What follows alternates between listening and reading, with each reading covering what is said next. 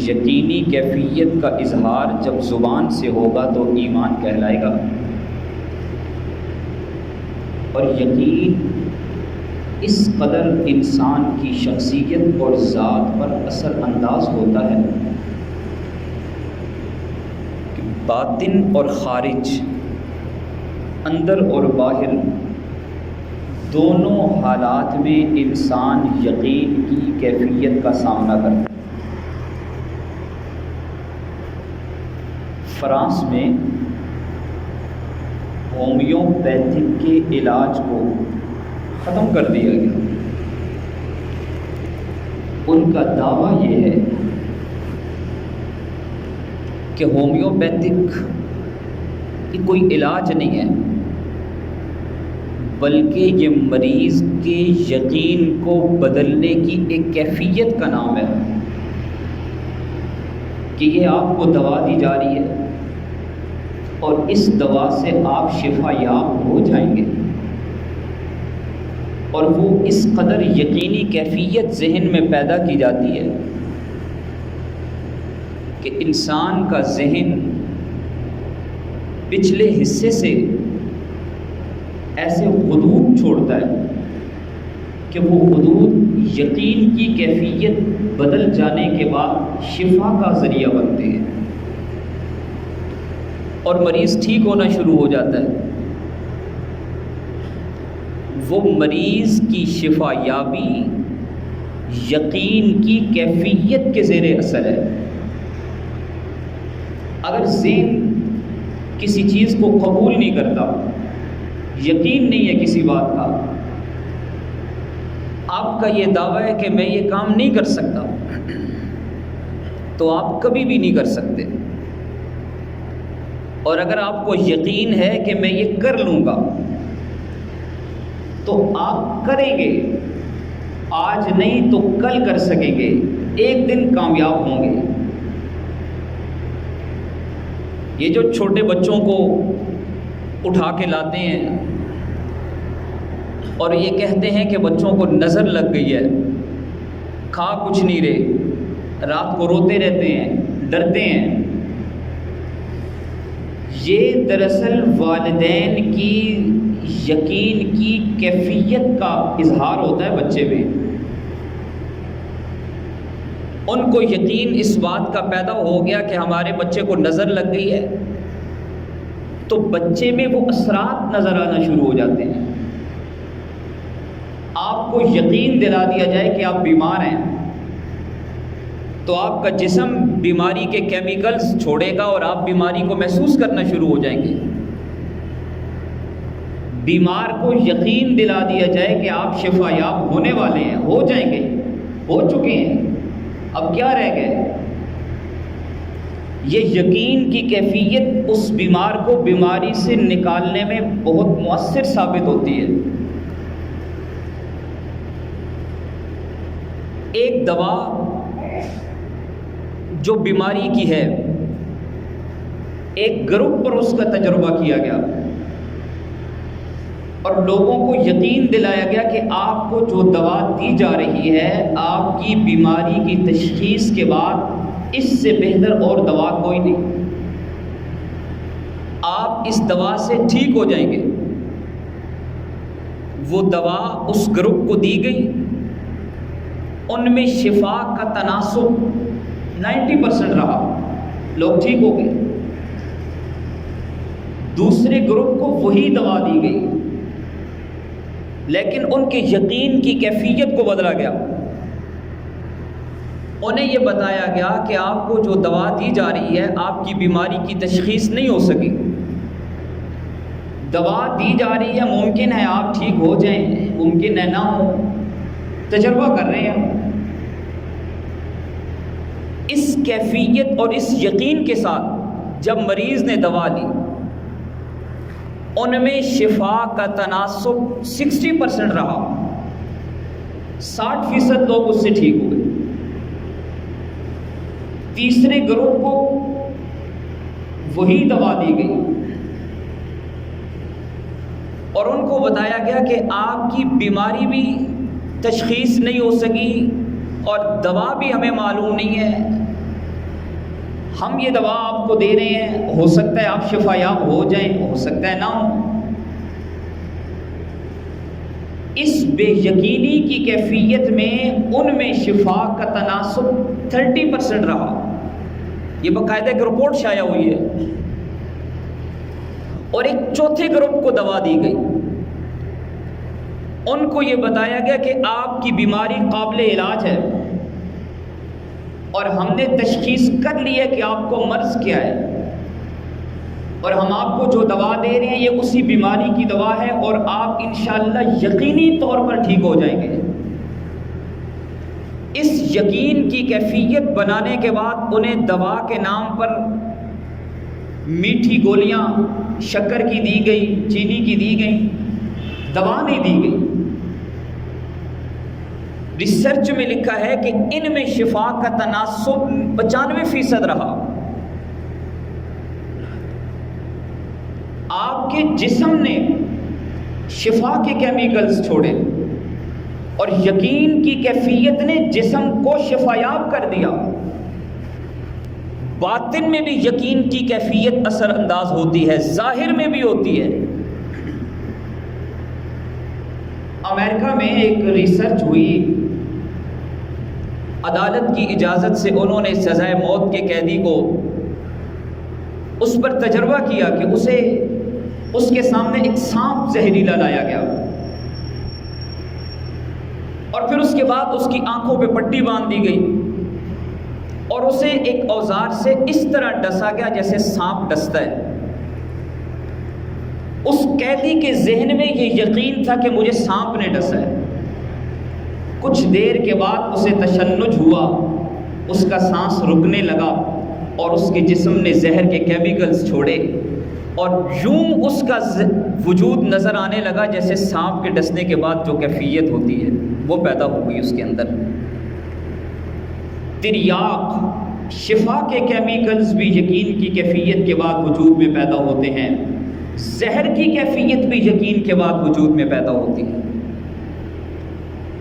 اسی کو رحمت عالم صلی اللہ علیہ وسلم نے حدیث قدسی میں ارشاد فرمایا ہے۔ فرمایا کہ جو اللہ کی ذات عالی کے ساتھ کامل یقین کی کیفیت سے سرشار ہوتے ہیں، اللہ ان کا معاملہ اپنے ذمے لے لیتا ہے، اور ان کے ساتھ وہی معاملہ کرتا ہے جو ان کا اللہ کی ذات پر یقین ہوتا ہے۔ رب العالمین نے فرمایا انا عندکم ظن عبدی، میں اپنے بندے کے ساتھ اس کے گمان کے مطابق معاملہ کرتا ہوں۔ وہ میری ذات عالی پر اسے یقین ہوتا ہے تو میں اس کا معاملہ اپنے ذمے لے لیتا ہوں۔ بیماری میں شفا کا یقین ہوتا ہے، میں شفا عطا کرتا ہوں۔ دکھ درد کی کیفیت میں اسے آسانی کا یقین ہوتا ہے، میں اسے آسانیاں عطا فرماتا ہوں۔ قرآن نے تو یہ بھی کہا کہ جو یقین کے ساتھ اللہ سے دنیا طلب کرے، من کان یرید العاجلہ عجلنا لہ فیہا ما یشاء، جو اللہ سے دنیا طلب کرتا ہے اللہ فرماتے ہیں کہ ہم اسے نوالہ تر عطا کر دیتے ہیں، دنیا دے دیتے ہیں اسے، آخرت میں ان کے لیے کوئی حصہ نہیں ہوگا۔ یقین کی کیفیت کے ساتھ جو اللہ سے مانگا جائے وہ اللہ عطا فرماتے ہیں، بے یقینی کی کیفیت کے ساتھ اللہ اسی کے حوالے اس کا معاملہ کر دیتے ہیں جس پر اسے یقین ہوتا ہے۔ آپ نے سنا ہوگا کہ فلاں کے تعویذ بڑے اثر کرتے ہیں، فلاں کا دم بڑا اثر کرتا ہے۔ اثر اس دم میں ہے یا نہیں، آپ کے یقین میں اثر ہے۔ آپ ایک یقین کے ساتھ جب وہ کام کرتے ہیں آپ کو شفا مل جاتی ہے، اس لیے کہ اللہ نے فرما دیا انا عندکم ظن عبدی، میں یقین کے مطابق انسان کے ساتھ معاملہ کرتا ہوں۔ جب یقین اللہ کی ذات پر ہو اللہ عطا کرتے ہیں، اور جب یقین غیر اللہ کے ساتھ ہو جائے، کسی پیر کے ساتھ، کسی فقیر کے ساتھ، کسی دربار کے ساتھ، کسی تعویذ کے ساتھ، کسی پتھر کے ساتھ، کسی چیز کے ساتھ بھی غیر اللہ کے ساتھ جب یقین جڑ جائے تو وہ یقین کی کیفیت اس عمل میں تاثیر پیدا کرتی ہے، اثرات وجود میں نظر آتے ہیں۔ بے یقینی کی کیفیت اللہ کی ذات سے انسان کو توڑ کر غیر اللہ کے ساتھ جوڑ دیتی ہے۔ لوگ کہتے ہیں کہ جنات کے اثرات ہیں، لوگ کہتے ہیں ڈر لگتا ہے، گھر میں سب بیمار ہو گئے ہیں، کچھ نہ کچھ ہے۔ وہ کچھ نہ کچھ ہے یا نہیں ہے، آپ کے یقین کی کیفیت آپ کو بیمار کر دے گی، آپ کے بچوں کو بیمار کر دے گی۔ امام الانبیاء احمد مجتبی محمد مصطفیٰ صلی اللہ علیہ وسلم تشریف لائے۔ ایک صحابی بیمار تھے، آپ صلی اللہ علیہ وسلم نے ان کی عیادت فرمائی اور آپ نے ارشاد فرمایا کہ آپ کو جو بخار ہے یہ آپ کے گناہوں کا بھی کفارہ بنے گا اور آپ کو شفا بھی عطا ہو جائے گی، گناہ بھی معاف ہو جائیں گے۔ وہ شخص کہنے لگا کہ یہ جو مجھے بخار ہے یہ میری جان لے کے چھوڑے گا، میں ٹھیک نہیں ہوں گا، میں مر جاؤں گا۔ آپ صلی اللہ علیہ وسلم نے 2-3 مرتبہ اصرار کرنے کے بعد ارشاد فرمایا کہ اگر تجھے یقین ہے کہ جو میں کہہ رہا ہوں وہ نہیں ہوگا تو پھر وہ ضرور ہوگا جو تو کہہ رہا ہے۔ جس چیز کا تجھے یقین ہے وہ ہو کر رہے گا، اور وہی ہوا۔ کچھ دن کے بعد اسی بخار کی کیفیت میں وہ مر گئے۔ بے یقینی کی کیفیت نے جان لے لی۔ اللہ نے فرمایا کہ میں گمان کے مطابق معاملہ کرتا ہوں۔ شیطان کا پہلا وار انسان کے یقین پر ہوتا ہے کہ وہ اللہ کی ذات عالی سے یقین کو ہٹا کر غیر اللہ کے ساتھ جوڑتا ہے اور پھر مشاہدہ کرواتا ہے۔ دولت کے ساتھ یقین کو جوڑا، دولت سے سب کچھ ہوتا ہے۔ عہدے کے ساتھ یقین کو جوڑا، عہدے سے سب کچھ ہوتا ہے۔ ڈگری کے ساتھ یقین کو جوڑا، ڈگریوں سے سب کچھ ہوتا ہے۔ اور پھر دکھاتا ہے، نمونے پیش کرتا ہے، دیکھو اس کے پاس کچھ نہیں تھا، اب اس کے پاس دولت ہے، لوگ اسے سلام کرتے ہیں، ہر جگہ اس کی عزت ہے، جہاں جاتا ہے لوگ پوچھتے ہیں، ملاقاتیں کرتے ہیں، بھاگتے ہیں اس کے پیچھے، اسے تو کوئی پوچھتا نہیں تھا اور اب دولت آئی ہے سب سلام کر رہے ہیں۔ دیکھو اسے کوئی پوچھتا نہیں تھا، آج اس کے پاس ایک عہدہ ہے، لوگ اسے سلام کر رہے ہیں۔ دیکھو اس کے پاس کچھ نہیں تھا، آج اس کے پاس بڑی ڈگری ہے، لوگ اسے سلام کر رہے ہیں۔ شیطان یہ دکھاتا ہے، اللہ تعالیٰ یہ یقین پیدا کرواتے ہیں۔ اللہ فرماتا ہے کہ دنیا کے نقشوں میں، کائنات کی ڈگریوں میں، کائنات کی دولت میں، لوگوں کے عہدوں میں کچھ نہیں ہے، سب کچھ اللہ کے حکم کے تابع ہے اور اللہ کی ذات عالی میں ہے۔ اللہ سب کچھ کرنے والا ہے، اللہ کے حکم کے بغیر کوئی کچھ نہیں کر سکتا۔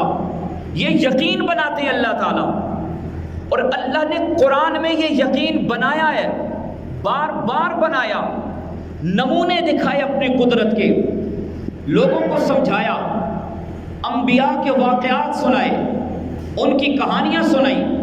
کسی نے کہا ان ھذا الا اساطیر الاولین، یہ قرآن کیا ہے؟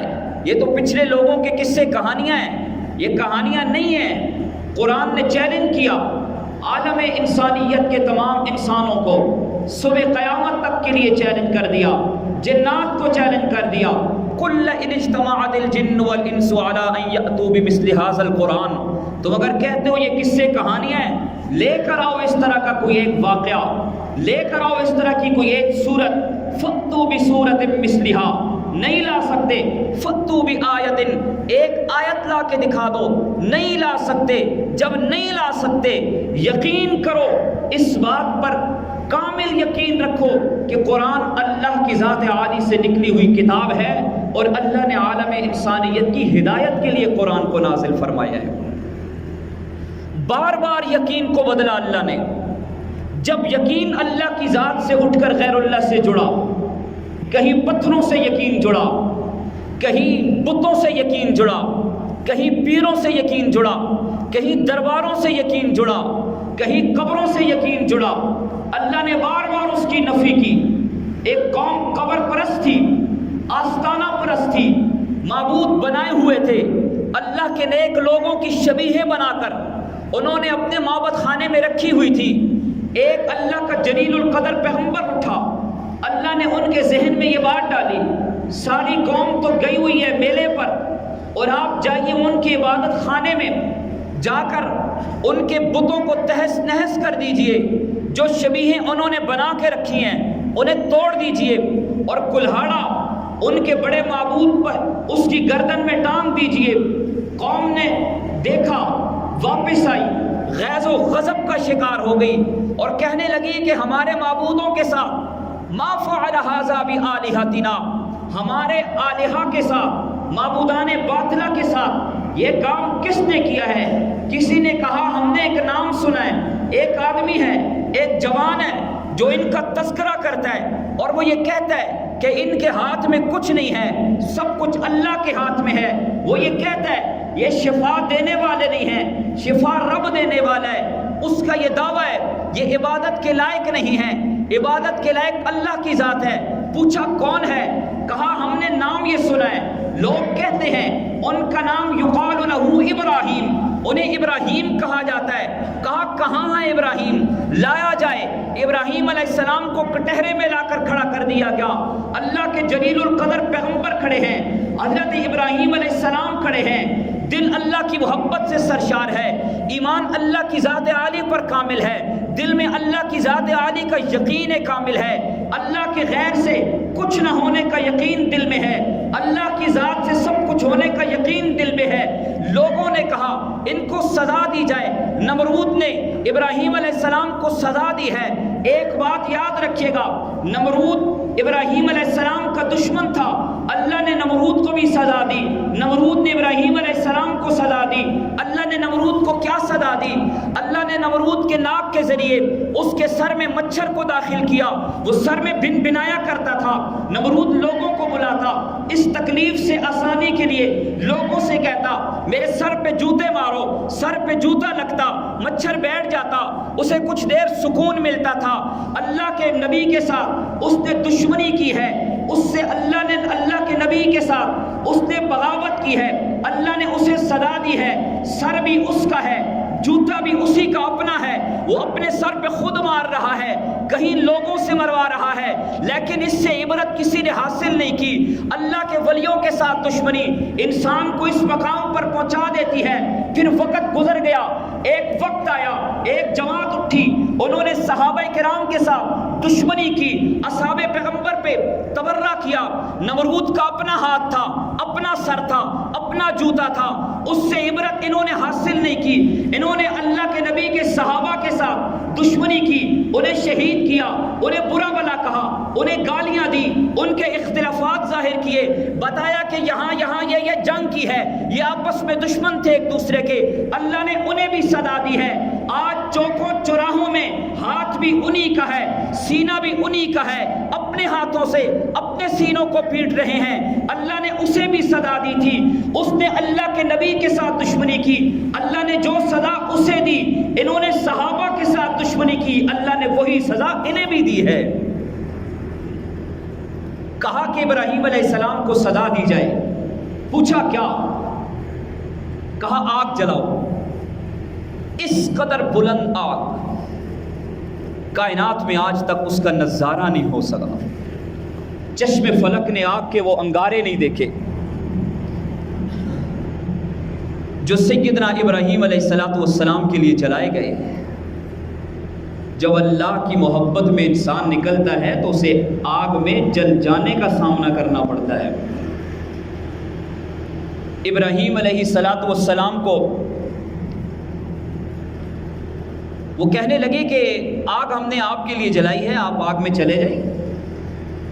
ابراہیم علیہ السلام نے فرمایا کہ میں کیوں جاؤں، تم نے پھینکنا ہے، آگ میں ڈالو مجھے۔ شیطان نے انہیں ایک اوزار بنا کے دیا جو بعد میں منجنیق بنی،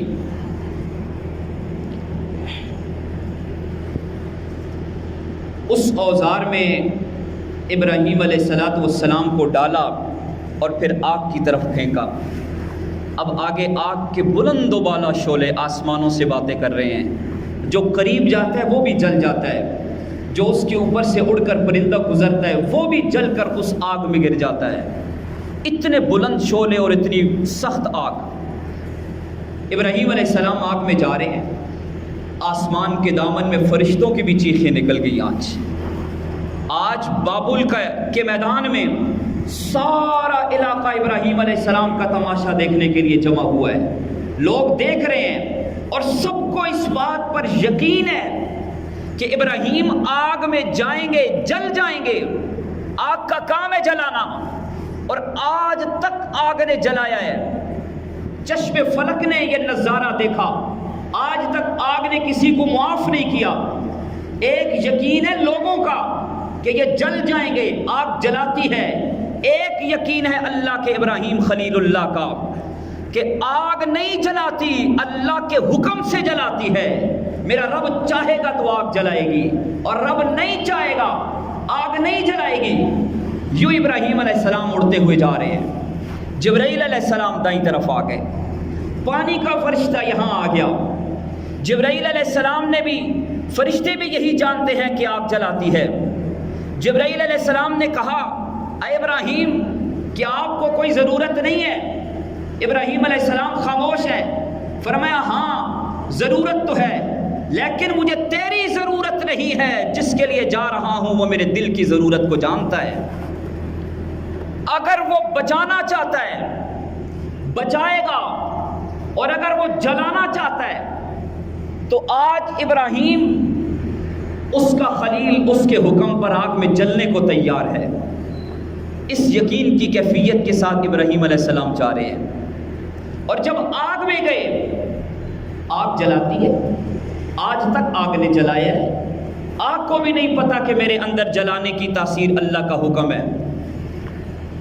چشم فلک نے بھی یہی دیکھا آگ جلاتی ہے، فرشتوں نے بھی یہی دیکھا آگ جلاتی ہے، لیکن اللہ نے ڈائریکٹ آگ سے خطاب کیا، فرمایا کہ یا نار کونی برداً وسلاما علی ابراہیم، اے آگ میرے جلیل القدر پیغمبر ابراہیم علیہ السلام کا بال بھی نہیں جلنا چاہیے، ان پر ٹھنڈی ہو جا۔ آگ ٹھنڈی ہو گئی، اور اتنی ٹھنڈی ہوئی کہ وہ کانپنے لگے، سردی لگنے لگی۔ فوراً ارشاد ہوا وسلاما، سلامتی والی ہو جا۔ آگ کے شعلوں نے آگے بڑھ کر اللہ کی امانت کو یوں اپنی آغوش میں لے لیا ہے جیسے ماں اپنے پیارے سے بچے کو اپنی گود میں لے لیتی ہے، اور آگ کے دامن میں اللہ کا خلیل